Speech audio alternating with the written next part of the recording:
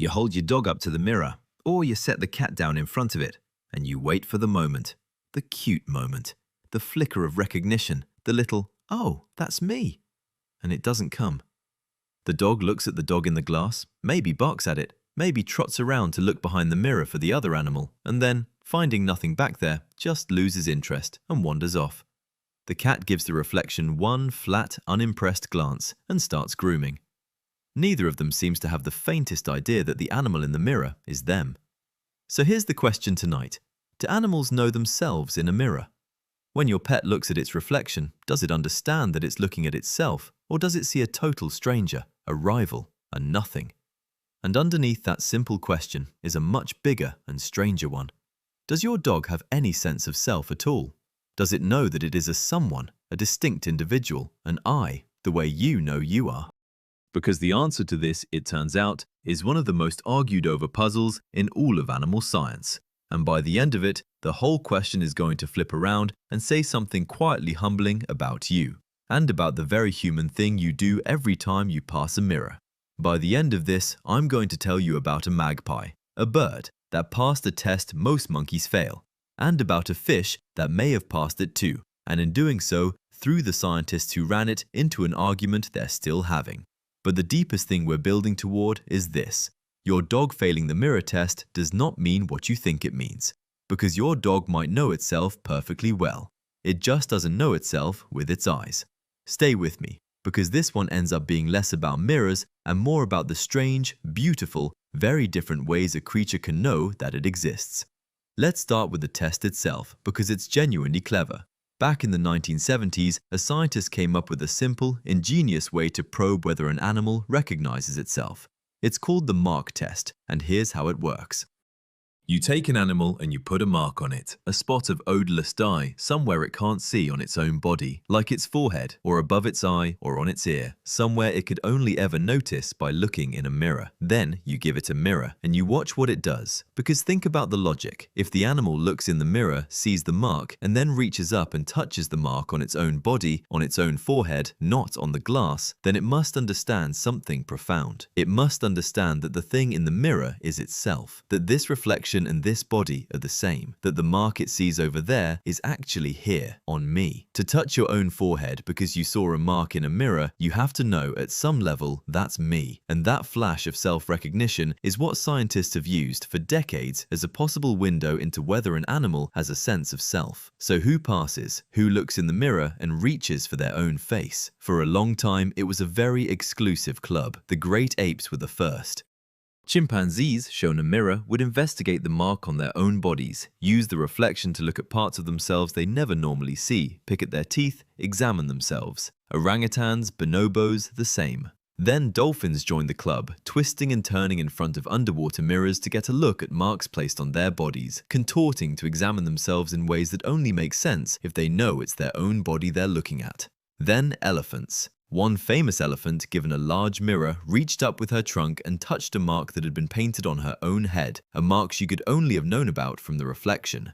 And then came the one that broke the pattern, a magpie, a bird. Researchers put a small colored mark on a magpie's throat where it could only see it in a mirror, and the magpie scratched at the mark on its own body, trying to remove it, and stopped once it was gone. A bird passing the same test that most monkeys fail. And that mattered enormously because a bird's brain is built completely differently from ours. It doesn't have the big folded outer layer, the part we always assumed you'd need for something as sophisticated as recognizing yourself. The magpie shouldn't have been able to do it by the old assumptions, and it did, which meant self-recognition wasn't some special property of big mammal brains. It had evolved more than once in very different kinds of heads. Nature had found more than one road to knowing yourself. Now, who fails? This is the part that stings a little for pet owners. Dogs fail, cats fail, most monkeys fail. They look at the mirror and treat the reflection as another animal, or as nothing, or as a curiosity that quickly gets boring, and they never make the leap to touching a mark on their own body. And here's a detail that should keep us humble about the whole thing. Human babies fail too. A young human baby, shown itself in a mirror, doesn't recognize itself either. That ability doesn't switch on until somewhere around 1.5 to 2 years old. So even we are not born knowing our own reflection. The sense of self in the mirror is something that develops, that arrives, that wasn't always there. We had to grow into it. And then, just when the picture seemed to be settling, came the bombshell. A fish. Researchers tested a little fish called the cleaner wrasse and reported that it appeared to pass a version of the mark test, trying to scrape off a mark on its body that it could only have seen in the mirror. A fish. And this threw the entire field into an uproar that is genuinely still going on. Because either a small fish has a sense of self, which would be staggering, or, and this is the more unsettling possibility, the test was never measuring what we thought it was measuring in the first place. Maybe passing the mark test doesn't require the rich inner self-awareness we always assumed. Maybe a creature can pass it for simpler reasons. The fish forced everyone to ask whether the famous mirror test had been quietly overpromising for 50 years. And honestly, that argument hasn't been resolved. I'm not going to pretend it has. This is a corner of science still very much in motion. But the fish points us straight at the deepest problem with the whole test, and this is where everything turns around. The mirror test is built entirely around vision, around seeing, around faces and reflections and eyes. And that should make you stop, because not every animal lives in a world of sight the way we do. We built a test out of mirrors because we are intensely, almost obsessively visual creatures. But your dog? Your dog does not primarily live in the world of the eye. Your dog lives in the world of the nose. Its reality, its richest, most detailed channel of information about everything is smell. And a reflection in a mirror has no smell at all. So of course your dog glances at the mirror and loses interest. There's nothing there for it. The reflection is a silent, scentless ghost, a flat picture with none of the information that actually makes something real to a dog. The dog isn't failing to recognize itself. The dog is correctly noticing that this scentless image in the glass is not where the interesting truth about anything lives. So a clever researcher asked the obvious next question. Forget the dog's face. Does a dog recognize its own smell? And she designed a kind of sniff test of self-recognition. She presented dogs with their own odor and also with their own odor that had been slightly altered, modified, with an added scent, like a little olfactory mark. And the dogs spent more time investigating their own scent when it had been changed than when it was just their own normal smell. As if they were noticing, that's mine, but something about it is different. As if they had an expectation of what they themselves should smell like and could tell when that expectation was violated.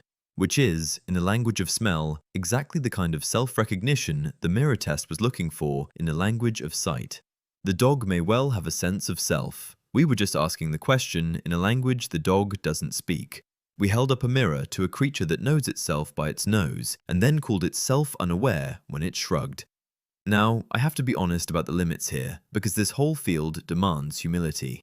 Even passing the mark test doesn't prove an animal has the full, rich, narrating self-consciousness that you have. The inner voice, the life story, the sense of being a character moving through time. And failing it, as we've just seen, doesn't prove there's no self in there at all.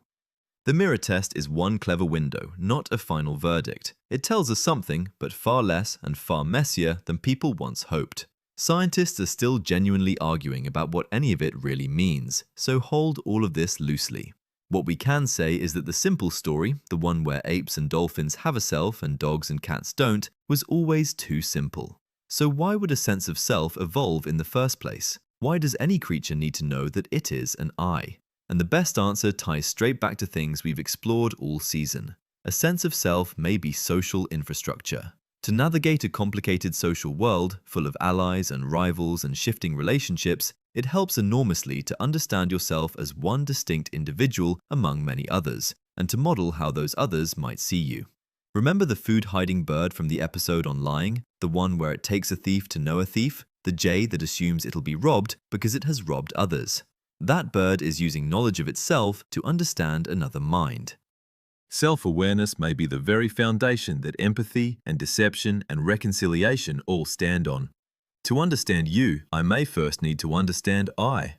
Knowing yourself isn't vanity. It might be the root of the entire social world, the seed from which understanding others grows. And notice, the self each creature has is shaped to its own senses. The dog's self is a self of scent. The dolphin's is a self of a body moving through water. Ours is a self of a face in a mirror.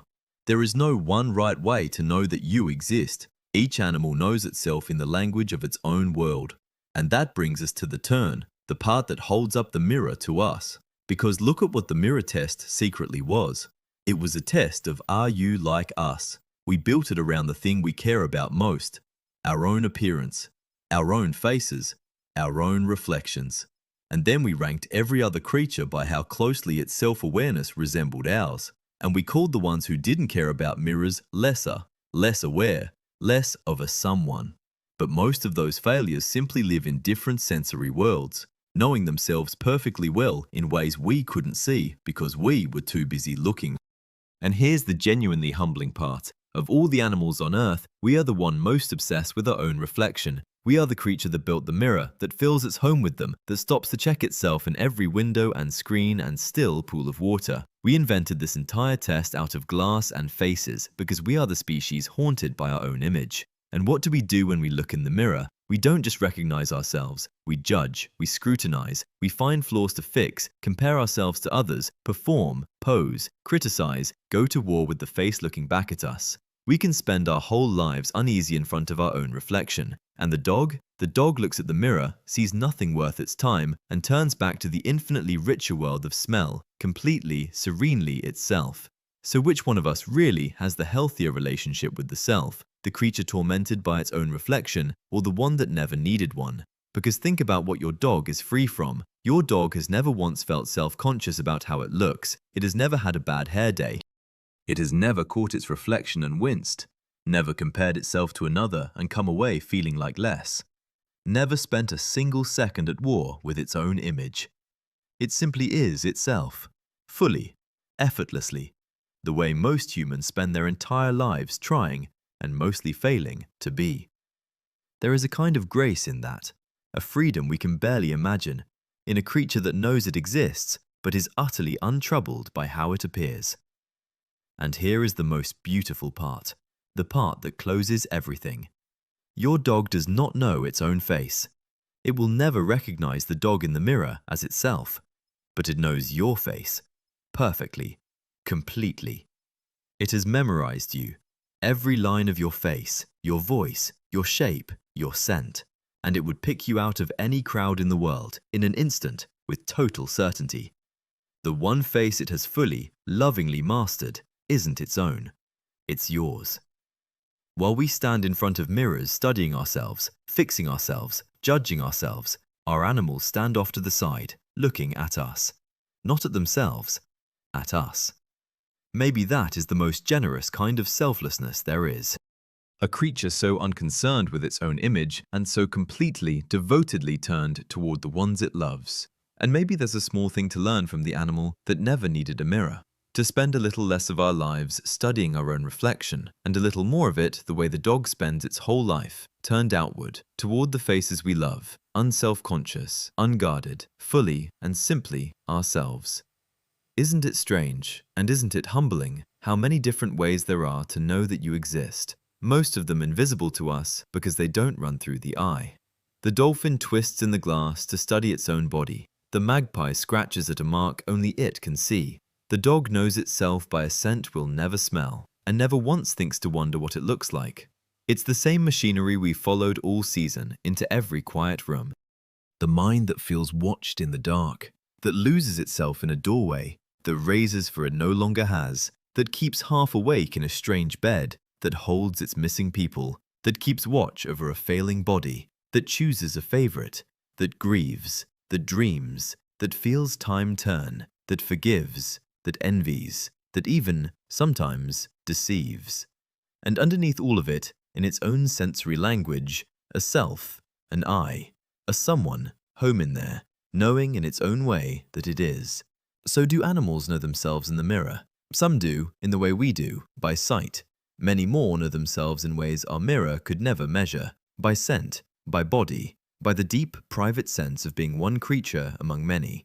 And the dog that walks past its own reflection without a second glance isn't empty inside. It's just busy being itself and looking, with its whole heart, not at the mirror, but at you.